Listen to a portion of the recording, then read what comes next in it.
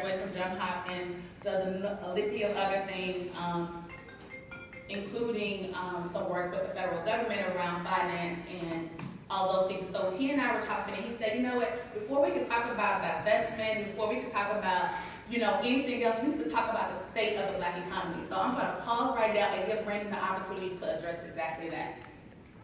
Okay.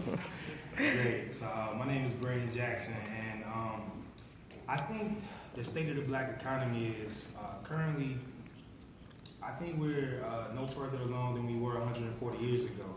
And I have empirical data to support my conclusion.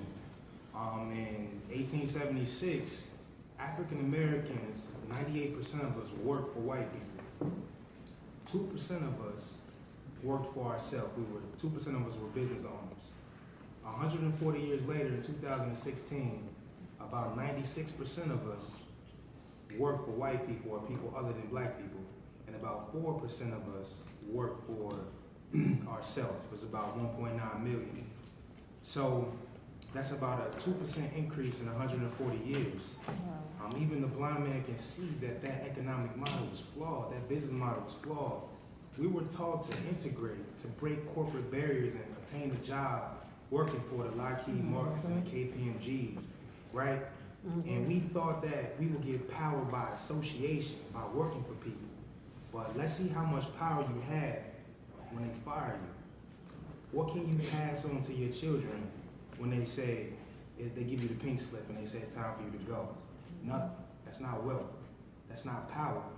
And they try to tell us, if you listen to the media, they'll tell us that, you know, African Americans, if we comprise the country, that we'll be the 16th wealthiest country in the world. Have you heard that before? Have anybody heard that before? And that's a fallacy. That's wrong. And I'm gonna tell you why. Because they're comparing apples and oranges. Because they're looking at our buying power. So right now we have a little bit over $1 trillion in buying power. They say by 2020 we'll have $1.4 trillion in buying power as an African American community. But what they're doing is they're comparing buying power, which is income, aggregate income, they're comparing it to the rest of the world's GDP. And they're putting us on a list. And GDP and aggregate income are two completely different phenomena. GDP takes in other variables like consumption, investment, government spending, exports and imports, right? And then aggregate income is just revenue generated. So if you really want to know the true assessment of African Americans, you will take the aggregate income and divide it by the population.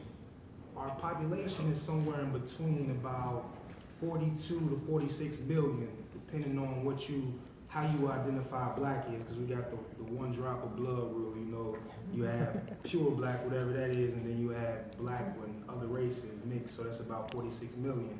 But if you end up in the middle somewhere at 44 million, you know, just to be modest, and you gotta divide $1 trillion by 44 million, you end up at 23,000 per capita.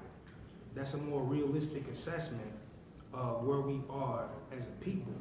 $23,000 a year per person. That is something like, you can't even live in the projects here in DC on $23,000 a year, right? Right. So that will make us like the 33rd richest country in a year. And most economists will apply the parity multiplier. The parity multiplier is what accounts for the cost of living adjustments. So, you know, a bucket of goods and services in the United States is not the same as it is in Venezuela or, you know, Zambia, right? So if we add the parity multiplier, we'll probably be like number 44. And that's not as sexy as saying that we're in the top 20, the wealthiest places in the world, right? So I don't know how much time I have, but keep going until you stop. Okay. So I think that so it makes us the 44th richest country in the world. I think that our paradigm is flawed. In order to make it to the next level, we have to shift gears and move from consumers to entrepreneurs and producers. I think, and I'm not saying that to say that we're anti-white. Supporting Black doesn't mean anti-white. Even in the Bible, one of the first things that God said to Adam was, be fruitful. It's Genesis chapter 1:28, right? So God calls us to be producers.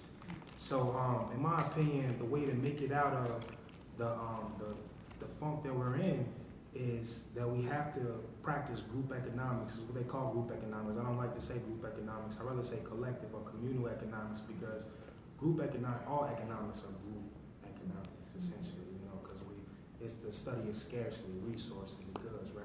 So we have to learn how to purchase black. If you look at the Asian model, Asians make sure that money touches each other's hands at least 18 times before it leaves their community. Hispanics, they probably touch their money about 6 to 8 times before they leave their community. Whites, about 12 times before it leaves their communities. Blacks don't even have one time that it trade hands between another black person. And we're giving away our wealth. We're giving away our wealth to other communities, and we're not doing it for our own. So we have to learn how to invest in ourselves. We have to have black people from, on every level of business, from the resources level, where the raw materials, to the manufacturers need to be black, to the retailers need to be black, to the consumer needs to be black, and everybody who works for every step in between needs to be black or predominantly black. And that's how you make $1 turns into $6 or $7 or $10. I think the key number, I think Dr. Claude Anderson said, was that we need about 10 times in order to be effective. I think until we move into that paradigm of having our own, we won't be successful. If you look at the current, even you look at the current social situation with African Americans, if you look at some of the most crime-ridden cities in the United States, Detroit, Flint, Memphis, St. Louis, if you look at all these cities that are in the top 10, top 15 in the crime index, you'll see that there's two resounding factors. That A, that they have a large African American community, and B, that they're heavily industrial towns. With that being said, is that as African Americans, we don't have some pre-genetic disposition to commit crimes. That's not how God made us, to commit crimes, despite what most people may think. So it draws my attention to the second factor. That's the commonality of the industry. Industrial, manufacturing jobs. Globalization has changed the landscape of the job market, where they've taken those factory jobs and moved them overseas.